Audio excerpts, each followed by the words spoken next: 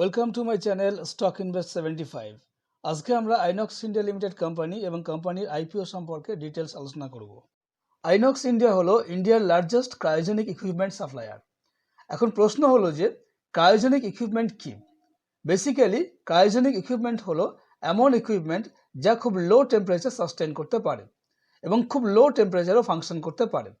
-100 degree Celsius temperature, এমনকি -150 degree Celsius টেম্পারেচারও এটা function করতে পারে। সেই জন্য বিভিন্ন ক্রায়োজেনিক লিকুইড যেমন লিকুইড নাইট্রোজেন, হাইড্রোজেন, হিলিয়াম প্রভৃতি স্টোর করতে এবং সাপ্লাই করতে এদের ব্যবহার করা হয়। বিভিন্ন সেক্টর যেমন life science, space exploration, food processing এবং ইলেকট্রনিক সেক্টরেও এদের ব্যবহার করা হয়। আগামী দিনে ইনফ্রাস্ট্রাকচার এবং অটোমোবাইল সেক্টরের ডেভেলপমেন্টের সঙ্গে সঙ্গে স্টিল এবং অ্যালুমিনিয়ামের ব্যবহারও অনেক বৃদ্ধি পাবে। গ্লোবাল স্টিল প্রোডাকশনের 70%ই করা হয় অক্সিজেন প্রসেসের মাধ্যমে। সুতরাং স্টিলের ডিমান্ড আগামী দিনে বাড়লে অক্সিজেনের ডিমান্ডও বাড়বে, আর সেটা হলে ক্রায়োজেনিক ইকুইপমেন্টের ডিমান্ডও বাড়বে। এবার আইপিও ডিটেলসটা দেখে নেওয়া যাক। 14 ডিসেম্বর থেকে শুরু হয়েছে, 18 ডিসেম্বর পর্যন্ত অ্যাপ্লাই করা যাবে। প্রাইস ব্যান্ড রাখা হয়েছে 627 রুপিস থেকে 660 রুপিস। এই মুহূর্তে গ্রে মার্কেট প্রিমিয়াম রয়েছে ইস্যু প্রাইসে প্রায় 70% ওপরে, অর্থাৎ ভালো লিস্টিং পাওয়ার সম্ভাবনা রয়েছে। অ্যালটমেন্ট ডেট হলো 20 ডিসেম্বর এবং লিস্টিং ডেট হলো 21 ডিসেম্বর। কোম্পানির টোটাল বিজনেসকে আমরা তিনটে ডিফারেন্ট সেগমেন্টে ভাগ করতে পারি। Number 1, industrial gas segment.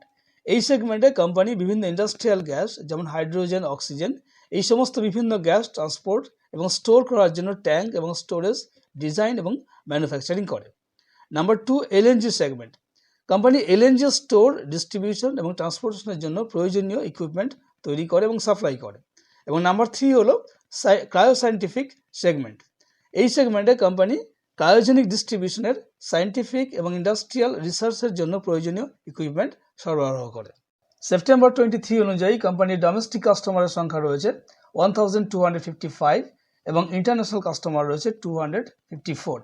Company USA, Saudi আরব, নেদারল্যান্ড, ব্রাজিল এবং অস্ট্রেলিয়া সহ সারা বিশ্বের প্রায় 60টিরও বেশি কান্ট্রিতে তাদের প্রোডাক্ট সাপ্লাই করে। এবার কোম্পানির ফাইন্যান্সিয়াল প্রোফাইলটা একটু দেখে নেওয়া যাক। কোম্পানির লাস্ট ইয়ার রেভিনিউ গ্রোথ হয়েছে 23% এবং প্রফিট আফটার ট্যাক্স গ্রোথ হয়েছে 17%।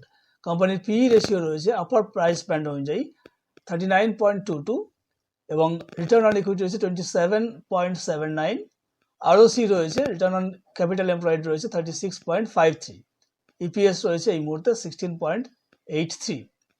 রেভিনিউ ব্রেকআপ দেখলে দেখা যাবে FY23-তে 70% রেভিনিউ এসছে ইন্ডাস্ট্রিয়াল গ্যাস সেগমেন্ট থেকে এবং এলএনজি সেগমেন্ট থেকে রেভিনিউ এসে 24%, আর রিমেনিং 5% রেভিনিউ এসে ক্রায়োসায়েন্টিফিক সেগমেন্ট থেকে। টোটাল রেভিনিউয়ের 55% আসে ডোমেস্টিক মার্কেট থেকে এবং 45% আসে গ্লোবাল মার্কেট থেকে। সুতরাং কোম্পানি শুধুমাত্র ডোমেস্টিক রেভিনিউয়ের উপর নির্ভরশীল নয়। এই মুহূর্তে কোম্পানির কাছে একটা হেলদি অর্ডার বুক রয়েছে। সেপ্টেম্বর 23 অনুযায়ী কোম্পানির অর্ডার বুক রয়েছে রুপিস 10,366 মিলিয়ন।